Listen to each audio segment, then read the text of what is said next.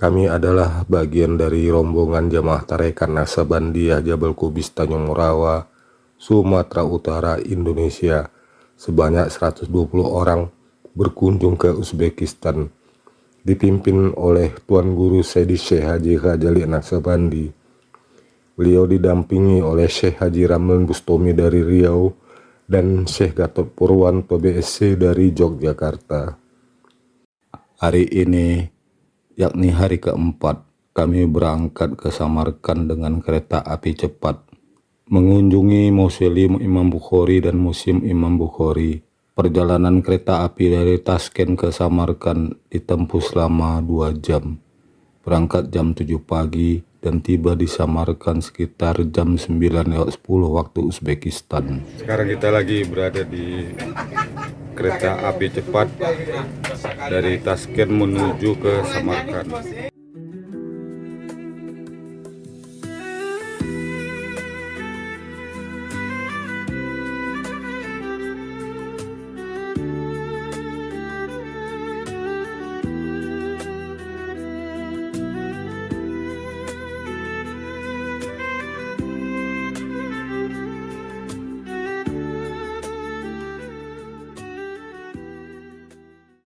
Setibanya di stasiun kereta api Samarkand, kami langsung menaiki bus menuju ke Kompleks Imam Bukhari. Perjalanan dengan bus ini sekitar 1 jam atau sekitar 25 km dari pusat kota Samarkand.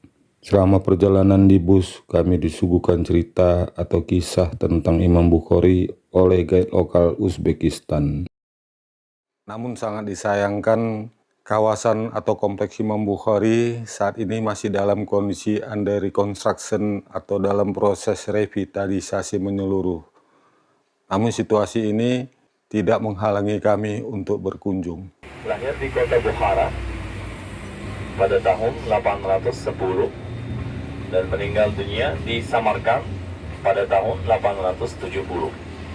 Selama 60 tahun beliau hidupnya mendedikasikan kepada ilmu, yaitu ilmu hadis, mencari ilmu hadis. Selama 40 tahun dia keliling semua negara-negara Arab, di Shopur, Marv, Baghdad, Damaskus, Mekah, Madinah, dan kota-kota yang lain. Dan selalu dia mencari dia ilmu hadis dan selalu dia cari rawinya.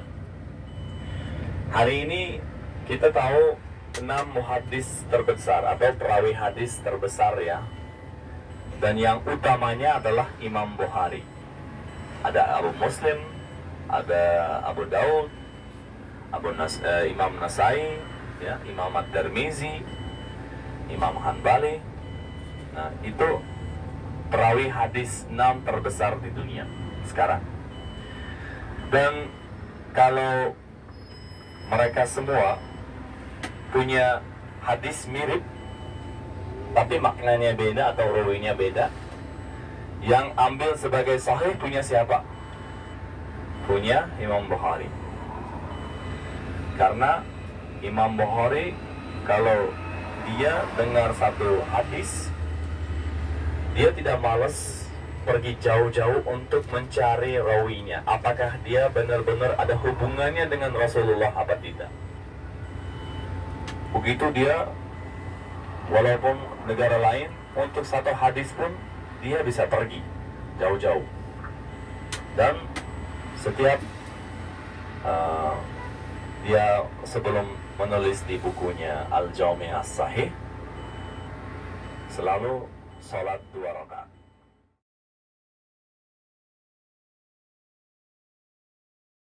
Disamarkan kemana-mana. Akhirnya begitu dia nggak ke sana terus, dia mulai merasa dibohongi. Hari ketiga malam, udah 3 hari lewat, dia nggak diantar ke makam Imam Bukhari. Dia dengan emosi bilang, kalau saya nggak diantar ke makam Imam Bukhari sekarang, mendingan saya pulang ke Jakarta. Akhirnya hari ketiga malam, di dini hari, sekitar jam 11 atau 12, Ada beberapa versi, tapi yang banyak orang bilang tengah malam. Tidak ada lampu. Kampung itu ya zaman abad ke-20 lah ya. 1956 itu kondisinya seperti apa? Tidak ada listrik ya di mana-mana, paling di tempat-tempat utama. Dan beliau diantar ke makam dengan pakai cahaya lampu traktor. Dikasih 15 menit. Mereka mikir 15 menit itu cukup buat dia. Kemudian dia setelah masuk mulai doa, bahkan sholat sampai pagi. Paginya hampir sampai zuhur. Jadi setelah itu sudah terang, dia lihat kondisi makam Imam Bukhari itu memang tetap jelek. Akhirnya dia telepon ke kan ada mufti ya, Syekh Hisham Babahon. Dia bilang, Bapak Hisham Babahon, sepertinya lebih bagus saya membawa makam ini ke Indonesia. Beliau lebih dihormati di negara saya.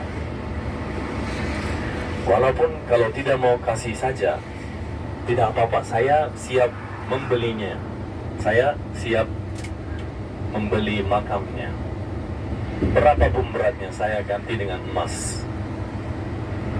Tetapi Hisham Babahon jawab, saya sangat berterima kasih kepada Bung Karno telah datang ke makam Imam Bukhari. Dan saya sangat gembira ada orang yang bisa mencintai beliau sampai begitu, bisa bawa ke Jakarta. Tetapi maaf, nanti untuk saya masyarakat muda atau masyarakat nanti, apa yang kami jawab? Seorang Uzbek menjual makam Imam Bukhari ke Indonesia, apakah itu berita bagus, Bapak? Oke, ini kita udah mau sampai di ujung sana, udah mulai kelihatan makam Imam Bukhari lagi renovasi. birinchi sog'liqni aytyapsizda. Yo'l borku. Nega o'tgan safar o'tdimmi avtobuslar bilan?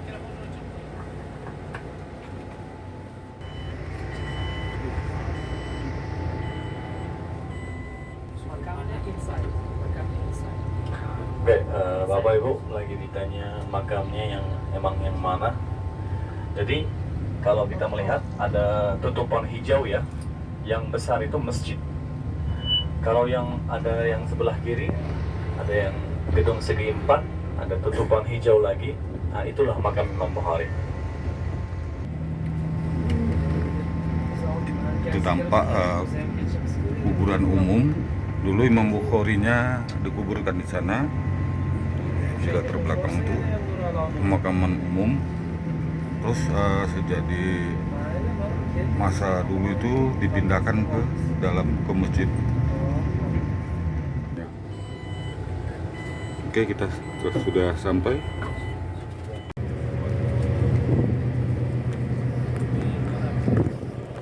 Nanti untuk toilet nanti ya.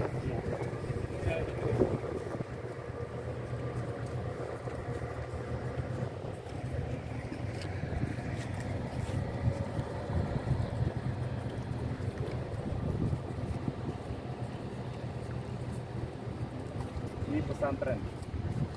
Kalian belajar ilmu hadis. Ya.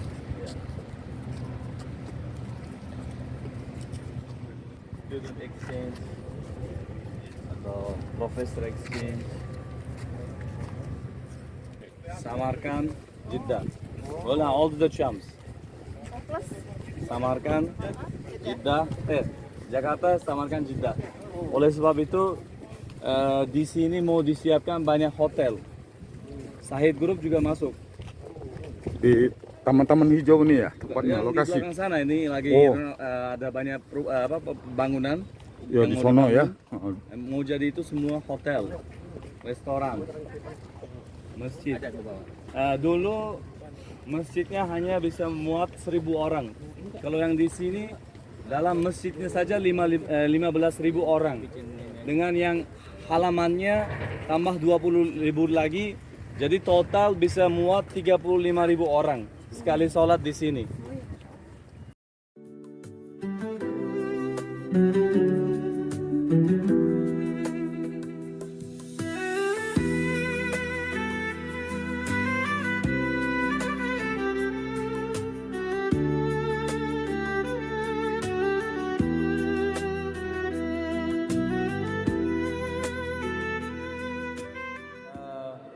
Di sini Bapak Ibu kita bisa melihat museumnya Imam Bukhari. Di gambar ini kita bisa melihat hidupnya beliau. Nah, di sini Imam Bukhari lagi naik kuda ini. Dia berangkat ke haji yang tadi saya cerita, usia 15 tahun. Dia sama ibu dan abangnya berangkat ke haji.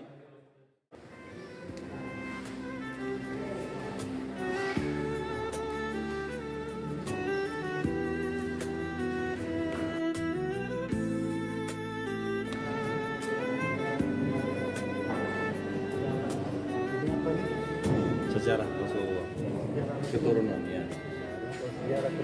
Sejarah tahu ya? Silsilah. Silsilah. Kalau sejarah itu history ya. Sejarah itu keturunan.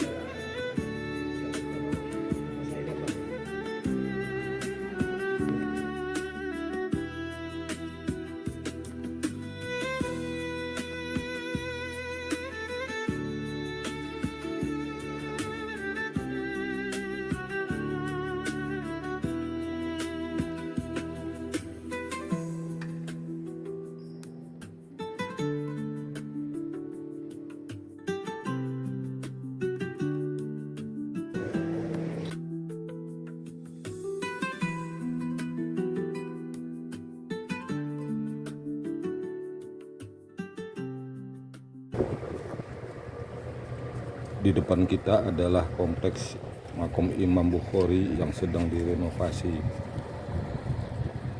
Mohon maaf sebelumnya karena kami tidak bisa masuk ke dalam. Hanya batas sampai di sini, dari jauh kita melihatnya.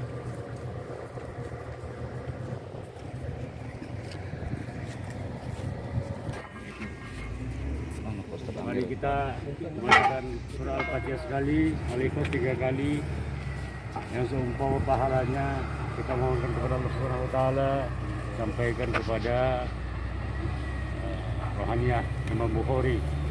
Al-Fatihah.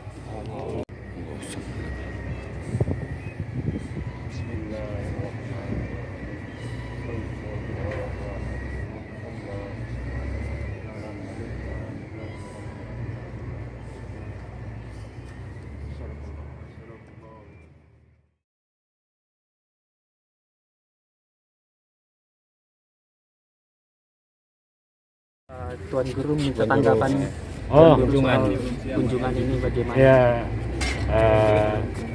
kunjungan ini memang sangat luar biasa sekali ya kalau melihat pembangunannya. Nah, saya juga banyak membaca di sana beliau dari kitab bersama saya yang tidak ada artinya terlihat, tapi begitulah panggilan Allah Ta'ala, begitulah panggilan rohaninya kepada kami untuk dapat hadir di sini. Memang yang prioritasnya saya memang berziarah itu ke makam Syekh Bahaudin Naksabandi, tapi alhamdulillah rupanya semuanya ada di sini. Ya, makam saya ini sungguh sangat luar biasa, kebesaran Allah Taala, kebesaran beliau. Ya pada hakikatnya kebesaran Allah Taala. Saya rasa itu aja. Mudah-mudahan ke depan ini akan menjadi lebih besar lagi, lebih baik dan menjadi tempat semua dari segala penjuru dunia itu datang berziarah ke beliau. Mungkin saja. Kalau dari Tuan Guru Hah? Apa yang kalau dari Tuan Guru sendiri apa yang bisa diteladani dari sosok Imam Al-Bukhari? Ya saya sudah banyak mendengar dari apa namanya pemandu kita, guide kita itu ya semua sudah mendengarnya. Ya mudah-mudahan kedepannya keturunan kita semua, anak cucu kita semua yang dapat mempelajari bagaimana Islam sebenarnya, itu melalui hadis-hadis daripada beliau, dari sahih beliau kan begitu. Jadi karena sekarang ini sudah banyak ya sudah tertulis oleh zaman, sehingga generasi-generasi kita banyak yang tidak memahami tentang terutama tentang Islam dan juga tentang salah satu perawi hadis yang sahih. Kan hadis itu kan hanya ada yang hadis yang mutawatir, ada yang hadis dhaif, ya kan, ada hadis maudhu kan. Jadi ini jelas ya bahwa beliau ini adalah perawi hadis yang benar-benar sahih walaupun jaraknya dengan Rasulullah itu sekitaran 500 tahun kan begitu. Saya sudah mendengar tadi riwayatnya dari mana beliau untuk menyusuri hadis-hadis tersebut. Sangat, saya memang sungguh sangat luar biasa lah beliau. Ya, kan? Ya itu saja. Terima kasih. Assalamualaikum warahmatullahi wabarakatuh.